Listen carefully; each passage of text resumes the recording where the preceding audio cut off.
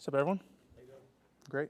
Cooper, you're always so thoughtful in your approach. If you have the opportunity to be on the field this week, what are you reminding yourself of going into this game against a former team? Um, like, what am I reminding myself of now? Yeah, like as you get Yeah. ready, whether Yeah. I mean, I think it's the same thing that I've preached. Just been up here. I just said preach. That's bad. I've been talking too much. It's another football game.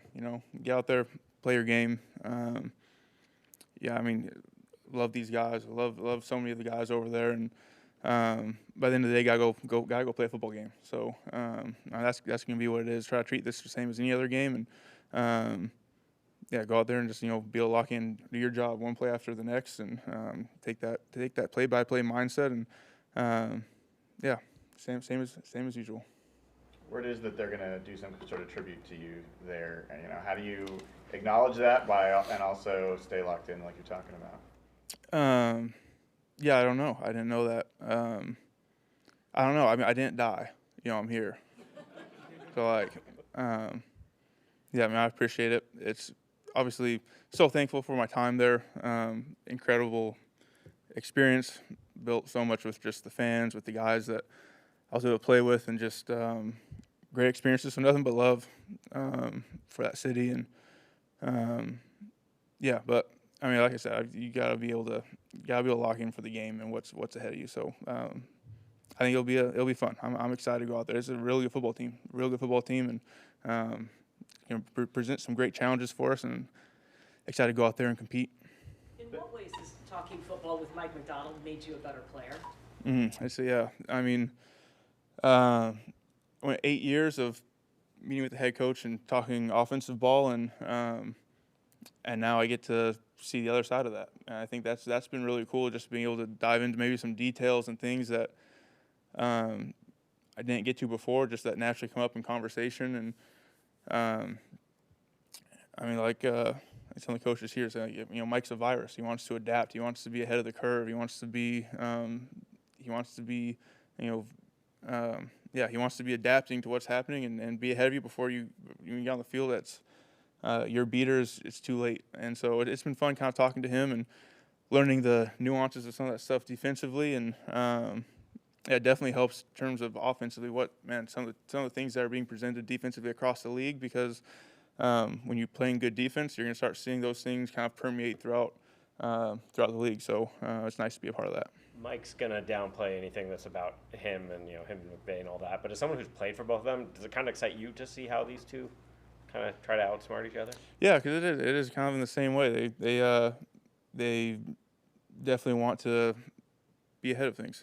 Like you said, they want to be on the forefront. They're not going to be stealing a bunch of plays and things from other people. They want to be the one that people are coming to and trying to steal their stuff. And yeah, I think it's great. I think it's a really cool thing when you got defenses and offenses that are acting that same way, just like we like to do here offensively. We want to be ahead of the curve and be able to adapt and move, and yeah, it makes it fun. It makes that chess game really comes alive, and yeah, it's gonna be fun to see that happen. A lot of people, though, are still going to want to. The natural human reaction is to think you want to go down there and prove something to those guys or whatever. But do you not feel that way at all, or? No, it's like you can't make this game about yourself. It doesn't work that way. It's too much of a team game. There's just too many guys on the field doing too many things, working at such a high level. It's just about controlling what you can control, being a positive part of whatever it's called, and executing at a high level and coming back and doing it over and over again. And I mean, it would just be a shame to say I want this game more than any other game. That's doing a disservice to the guys that sit in this room with me.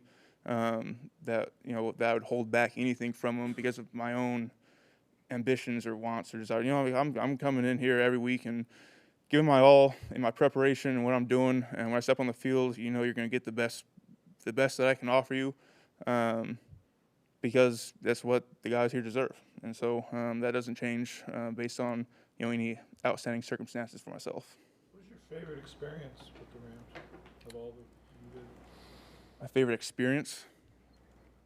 I mean, I guess the easy answer is winning a Super Bowl. But it's not so much just the Super Bowl as much as it was just the the build of what that whole season was. The journey I've talked about all the time. The journey was just so much fun. The adversity that we went through back in 21, and being able to overcome it, being able to get to know the guys, and finding ways week after week to, execute game plans to come out with wins. And that's what it is. I mean, we talked about it, the same thing here. It's the process. It's how are we going to handle our process? How do we continue to refine that and not be in a place where just because there's a few wins or things going right doesn't mean that you're doing everything perfect, And so I enjoyed that. I really enjoyed being a part of that down there in LA, and I'm really enjoying being a part of it right now. Now, when you reach the pinnacle, and you got the contract, and you got the notoriety, how did you keep the mental edge? What was the challenge there? Yeah, so, well, it's like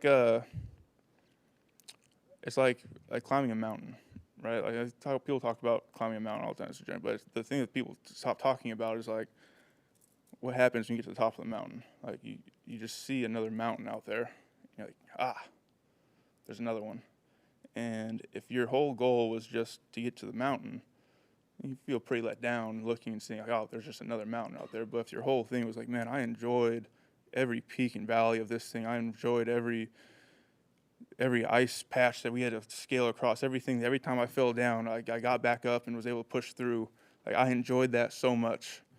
You get to the top, you're not like you aren't upset because there's another mountain. You're excited. You're excited because like, man, there's more out there. There's more of those experiences. There's more journeys to have. There's more adventure to have, and I love that. So that was my mindset, and it's been fun. The coaches are going to always talk about staying with the process, focus every game, 1-0 every week. You guys have a lot of young players, a lot of rookies on this team, and there's going to be a lot of talk about this game. Do you talk to any of those guys and just help them stay locked in a situation like this?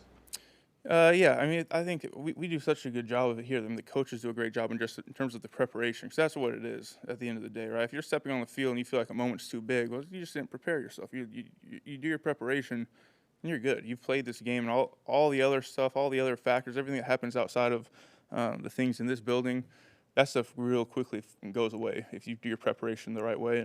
And we do a good job of that. We harp on it all the time, and there's enough vets that are placed in rooms throughout this team that can model that and show guys this is what it's supposed to look like, and this is how we operate, and not allowing moments to be too big and for each and every one of us. And you got guys alongside you. It's like, man, you aren't going to be doing this by yourself. We're all going to be going through this together, and it helps when you've got that mindset and that hive mind, all working towards that one goal. And the rookies have done a great job throughout the year. We've had some big games, and guys have stepped up and played real good football for us. How are you feeling physically coming out of the game?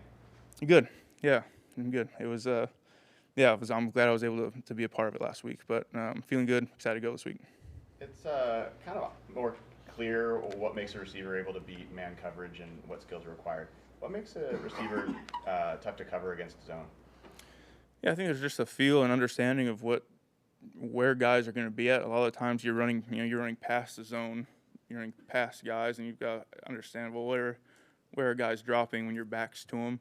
So there's a good guys have a good feel for that, but also just as soon as you do break, having a great feel for tempoing through zones and being able to adjust your route where you're not a line off piece of paper. You're a human being trying to find space to get open, and understanding the confines of where is your space, where are you allowed to deviate from that line without taking away other parts of the offense on any given play. So there's that understanding, and then just that feel, I think, is another part of it.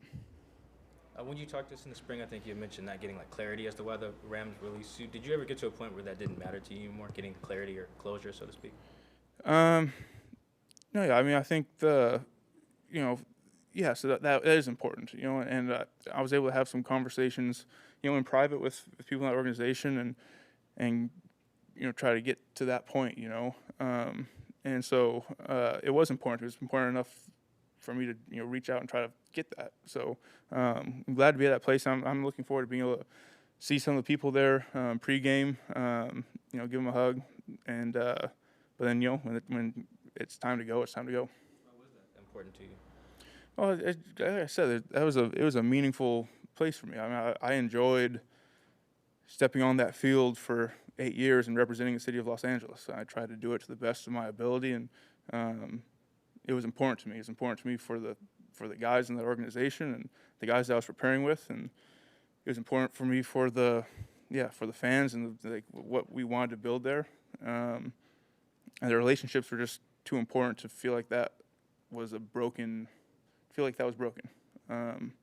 So I wanted to get that right, and and then feel better about being able to come here and being able to represent the state of Washington here every time I step on the field, and have that same mentality, and not hold anything back because of a bad experience somewhere else or anything like that. And I'm enjoying every time I step on the field being able to be a part of that, and the fans here have been incredible, embraced my family, and man, I'm loving it. Was that this summer that you got that call? Mm-hmm. Anything else? Yes, good. Awesome, thank you guys.